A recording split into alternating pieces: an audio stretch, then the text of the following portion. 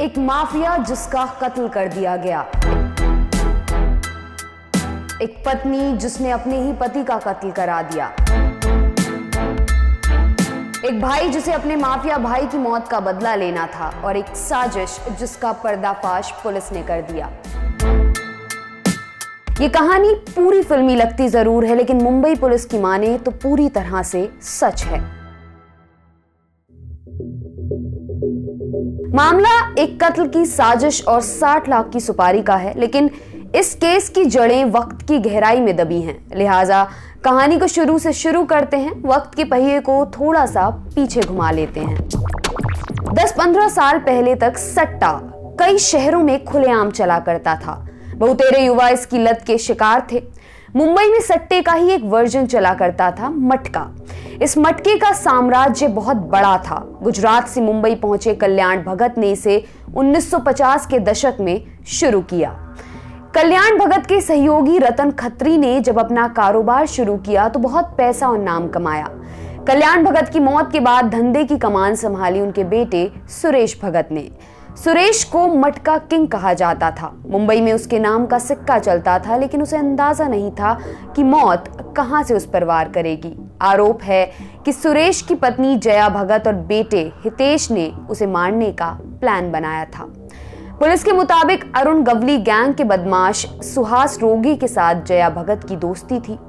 सुरेश के इस मटके के धंधे पर कब्जे के लिए दोनों ने मिलकर उसे रास्ते से हटाने का प्लान तैयार किया। साल 2008 में एक ट्रक वाले को सुपारी देकर सुरेश भगत की गाड़ी को अलीबाग से मुंबई के रास्ते पर ही कुचल दिया गया।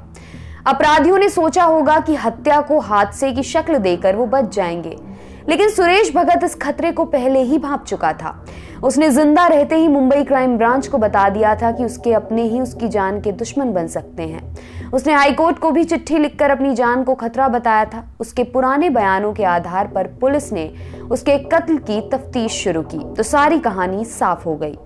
पुलिस ने जया भगत, हितेश भगत, ट्रक ड्राइवर और सुहास रोगे समेत 8 लोगों को गिरफ्तार कर लिया। लेकिन कहानी यहीं खत्म नहीं हुई। यहाँ पर कहानी में एंट्री होती है सुरेश भगत के भाई विनोद भगत की, जो बदले की आग में जल रहा था। कुछ वक्त पहले उम्र कैद की सजा काट रही जया भगत को जमानत मिली। वो जेल से अपनी बहन के घर घाटकोपर पहुंच गई। यहाँ बता दें कि हितेश भगत की मौत साल 2014 में कोल्हापुर के एक अस्पताल में हो गई थी। अब विनोद के निशाने पर थी भाभी जया और उसकी बहन जिसके साथ जया रहती थी। पुलिस का कहना है कि विनोद ने अपना बदला पूरा करने के लिए 60 लाख की सुपारी दी। 2 लाशें, हर लाश के एवज में 30 लाख। तैयारी पूरी थी, लेकिन प्लान परवान चढ़ता उसके पहले ही सुपारी किलर पुलिस के हत्थे चढ़ गए। 18 दिसंबर को उत्तर प्रदेश के बिजनौर का रहने वाला अनवर दर्जी गिरफ्तार कर लिया गया। दर्जी के पास से जया और उसकी बहन आशा की तस्वीरें मिली, साथ ही उस जगह के वीडियो जहां दोनों रहती थी। पुलिस के मुताबिक दर्जी को कत्ल का ये कॉन्ट्रैक्ट जावेद अंसारी ने दिया था। जावेद को रामवीर शर्मा उर्फ पंडित ने कॉन्ट्रैक्ट दिया था और पंडित को ये कॉन्ट्रैक्ट बशीर बेगानी उर्फ मामू ने दिया था, जो इंग्लैंड के मैनचेस्टर में रहता है। मामू पंडित और विनोद भगत काफी पहले से एक दूसरे को जानते थे। भाई की मौत का बदला लेने के लिए विनोद ने मामू से संपर्क किया था।